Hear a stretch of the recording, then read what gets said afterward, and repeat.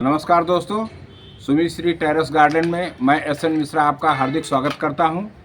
दोस्तों, आज मैंने अपने छत पर जो हल्दी लगा रखी है उसकी खुदाई में करने जा रहा हूं। हल्दी के क्या फ़ायदे हैं इसका मैं ब्यौरा आपको दूंगा। कृपया मेरा वीडियो पूरी तरीके से आप देखें। दोस्तों, अब मैं अपने छत पर जो हल्दी लगाया था अब उस हल्दी की खुदाई करने जा रहा हूँ। दोस्तों, ये पहले से ही इसका पत्ता सूख गया था तो उसको हमने उखाड़ दिया है। अब इसकी खुदाई मैं कर रहा हूँ। देखिए कैसा हल्दी जो है छत पर पैदा किया जा सकता है ग्रो बैग या गमले में। इसको सबसे अच्छा इसका ये है दोस्तों, ग्रो बैग या गमले को जो है बाप जो पैदा हुआ है उसको ऐसे लेकर पलट दें ताकि आसानी से ये निकल जाए।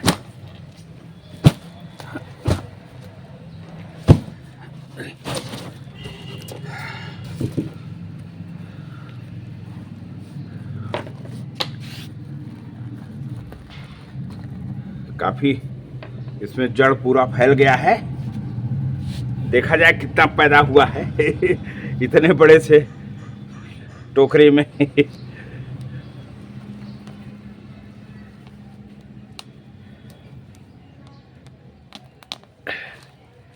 यानी दोस्तों देखिए, एक पौधे में, एक पेड़ में इस तरीके से इतनी हल्दी ये निकली है। दोस्तों, हल्दी के बारे में संक्षिप्त में मैं और जानकारी देना चाहूँगा। दोस्तों, हल्दी जो है ये जिंजीबरेसी परिवार का जो है ये कुरकुमा वंश का सदस्य होता है। दोस्तों, इसको अंग्रेजी में टर्मरिक और इसका वैज्ञानिक नाम करक्यूमा लौंगा भी है। दोस्तों, हल्दी को विभिन्न जगहों पर भिन्न भिन्न नाम से भी पुकारा जाता है। इसको हरिद्रा, कुरकुमा, लौंगा, वरवर्णनी, गौरी, कृमिघ्ना, योषित प्रिया, हट्ट विलासनी, हरदल व टर्मरिक आदि नामों से भी जाना जाता है।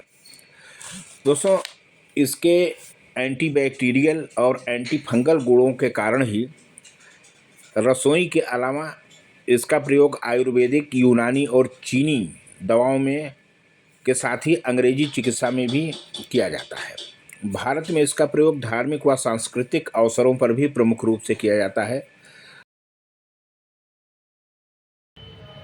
देख रहे हैं दोस्तों, यह है हल्दी की स्थिति। दोस्तों, आप लोग जानते हैं कि शादी विवाह में हल्दी के नाम से एक पूरी रस्म होती है। हल्दी में जो उसका पीलापन होता है दोस्तों, वो करक्यूमिन नाम का एक पॉलीफिनॉल कंपाउंड होता है। इसी की वजह से इसका रंग पीला होता है। वैज्ञानिकों द्वारा जो शोध किए गए हैं, रिसर्च किए गए हैं, उसके अनुसार हल्दी में antioxidant, anti inflammatory, choleretic, anti microbial, antiseptic, anti cancer, anti tumour, hepatoprotective यानी लीवर को जो सुरक्षित रखने वाला गुण होता है वो, कार्डियो प्रोटेक्टिव हृदय को सुरक्षित रखने वाले गुण, और नेफ्रोप्रोटेक्टिव यानी किडनी को नुकसान से बचाने वाले गुण होते हैं। दूध में हल्दी मिलाने से यह गोल्डन मिल्क बन जाता है। दोस्तों, इसमें मैंने केवल 4 हल्दी की गांठें लगाई थी, 4 पौधे हुए थे। उस 4 से इतनी हल्दी केवल एक इतने बड़े से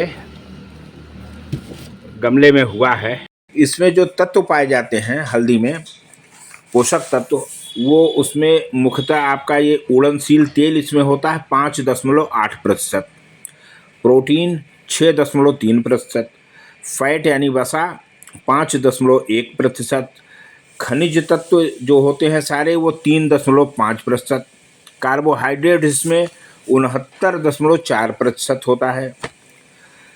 आपका इसमें जो विटामिन होता है दोस्तों, vitamin B3, vitamin B6, vitamin C, vitamin E, vitamin K, vitamin A के साथ साथ आपका sodium, potassium, calcium, magnesium, iron, तांबा, जस्ता, manganese, zinc, selenium, fibre, choline और फॉलेट, ये खनिज तत्व इसमें के अंदर पाए जाते हैं।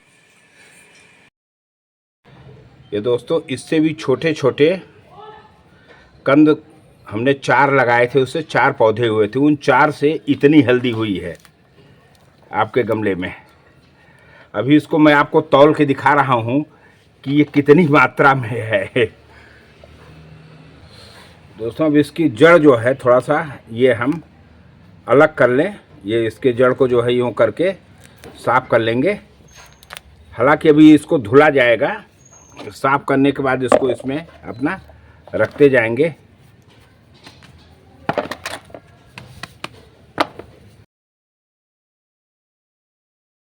भारत जो है दुनिया का सबसे बड़ा हल्दी का उत्पादक और सबसे बड़ा निर्यातक देश भी है दोस्तों। इसकी बुआई आप उत्तर प्रदेश में आपका जो है अप्रैल से लेके जून या जुलाई के प्रथम सप्ताह तक इसकी बुआई कर देनी है। ये खरीफ की फसल होती है, इसलिए इससे ज़्यादा विलम्ब न किया जाए।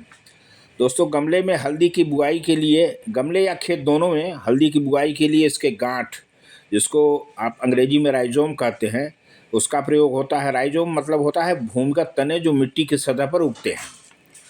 दोस्तों ऐसे थर्मोकोल गमले के उसमें या आपका ग्रो बैग या आपके लकड़ी का डिब्बा जो भी आपको हो, वो 10 इंच कम से कम गहरा होना चाहिए। आप उसकी लंबाई और चौड़ाई चाहे जितना ले सकते हैं। इसके लिए जो मिट्टी होती है वो रेतीली हो। रेतीली मिट्टी और गोबर या वर्मी कंपोस्ट तथा नीम की खली को मिलाकर आप मिट्टी तैयार कर लें। हल्दी के गांठ को 2 से लेकर 3 इंच की गहराई पर इसकी बुआई करनी चाहिए। गमले या ग्रो बैग को ऐसी जगह रखिए जहां पर कम से कम 6 घंटे धूप मिले।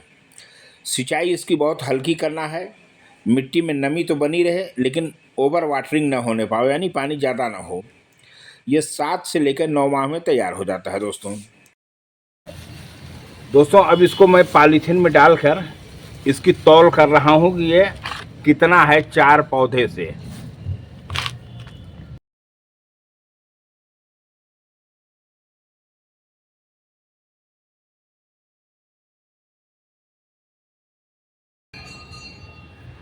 ये देखिए ये 00 यहाँ केजी का निशान है, यानी ये केजी में आएगा इसका वेट। अब आप ये देखिए कितना है दोस्तों।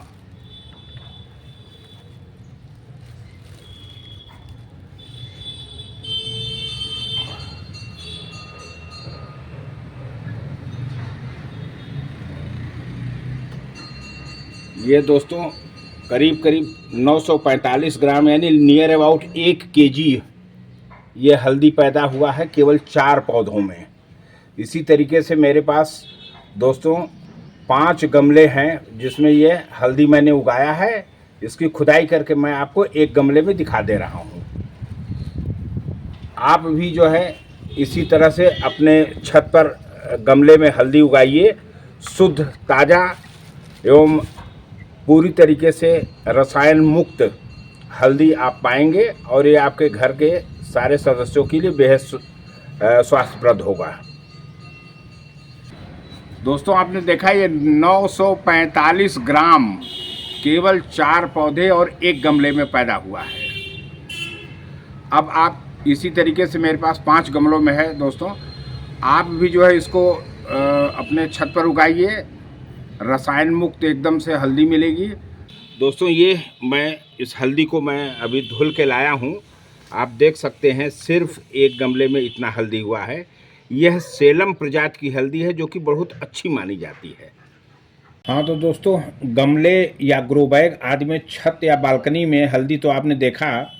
अब मैं आपको थोड़ा सा किसानों, जो हमारे अन्नदाता किसान बंधु हैं, उनको बड़े पैमाने पर हल्दी की खेती के लिए कुछ सुझाव देना चाहता हूँ। किसान भाई इसको नकदी फसल के रूप में उगाकर बहुत आर्थिक मुनाफा वो कमा सकते हैं। किसानों से अनुरोध है कि वो जो टिप्स मैं बता रहा हूँ उस पर अमल करें। इसके लिए आप जो है हल्दी की खेती के लिए अच्छी जल निकासी वाला रेतीली दोमट या मटियार दोमट ज़मीन आप वो हो तो उसी में आप इसकी बुआई करें। मिट्टी का पीएच जो है वो 4.5 से 7.5 के बीच हो। गर्म व नम जलवायु इसके लिए उत्तम होता है। 225 से लेकर 250 सेंटीमीटर की बारिश तथा 20 से 30 डिग्री सेल्सियस तापमान इसके लिए बहुत ही सूटेबल होता है, बहुत ही अच्छा होता है। अलग अलग किस्मों के आधार पर आप इसको जो है 15 मई से लेकर जुलाई के प्रथम सप्ताह के बीच इसकी बुआई कर सकते हैं। खरीफ फसल है, ज़्यादा विलंब ना करें। अच्छा विकसित, स्वस्थ और रोग मुक्त प्रकंदों यानी राइजोम अर्थात ये गांठ का प्रयोग करें। बीजोपचार निश्चित रूप से करें। इसके लिए आप मैंकोजेब 75% WP 3 ग्राम प्रति लीटर पानी के घोल में 30 मिनट के लिए इसके जो है प्रकंदों को रखें, गांठों को रखें और उसके बाद निकाल कर उसको छाया में उसका पानी सुखवा लें। उसके बाद इसकी बुआई करें। लाइन में लगाएं और पौधा बड़ा होने पर दोनों तरफ से आलू की तरह मिट्टी निश्चित रूप से चढ़ावें। खेत में जल जमाव न होने पावे। आप इसका जो बीज दर है वो यदि आप मूल प्रकंद यानी ये बड़ा वाला जैसे है, बड़े बड़े जो है छांट के यदि आप इसकी बुआई कर रहे हैं तो आपको 800 से लेकर 1000 किलोग्राम प्रति एकड़ की दर से इसका बीज की आवश्यकता होगी। अन्य प्रकार के कंद जो मिक्स हैं छोटे बड़े, उसके लिए 600 से 800 केजी पर एकड़। और यदि आप अंतर फसली खेती कर रहे हैं जैसे प्याज है, मक्का है, मिर्च, अरंडी, नारियल, सुपारी आदि के साथ खेती जो लोग कर रहे हैं उनको 160 से लेकर 200 किलोग्राम प्रति एकड़ इसके जो है बीज की आवश्यकता पड़ती है।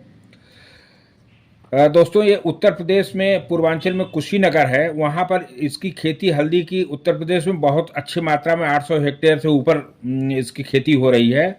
कुशीनगर का एक दुदही जगह है जो पडरौना से करीब 20 किलोमीटर पूर्व और दक्षिण के कोने पर है।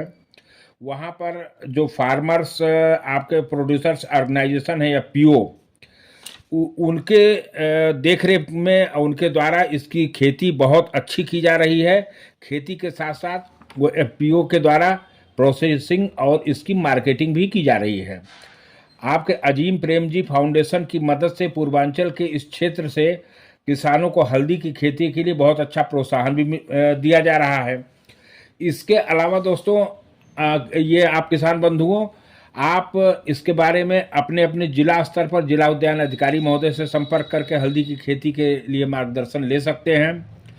इसके अतिरिक्त भारत सरकार का जो मसालों का प्रशिक्षण से लेकर विकास से लेकर आयात निर्यात के लिए एक संस्था बनी है, बोर्ड, जिसको भारतीय मसाला बोर्ड यानी इंडियन स्पाइस बोर्ड कहा जाता है। उसका मुख्यालय तो केरल में के कोच्चि में है, लेकिन उसकी शाखाएं जो है उत्तर प्रदेश में बाराबंकी व रायबरेली में है। वहाँ से भी आपको ये आवश्यक जानकारी इसकी मिल सकती है। तो किसान बंधु इसकी जानकारी लेकर, ये नकदी फसल है, खेती करें, बहुत अच्छा मुनाफा होगा। कोई समस्या हो तो वो जो है हमारे कमेंट बॉक्स में आप अपना ये समस्या को लिखिए, मैं निश्चित रूप से उसका समाधान करने का प्रयास करूँगा। दोस्तों आपने मेरा पूरा वीडियो देखा, इसके लिए आपको बहुत बहुत धन्यवाद। और यदि आपको अच्छा लगा हो तो कृपया मेरे चैनल को सब्सक्राइब करें एवं हमारे इस वीडियो को लाइक एवं शेयर करें। बहुत बहुत धन्यवाद दोस्तों, नमस्कार।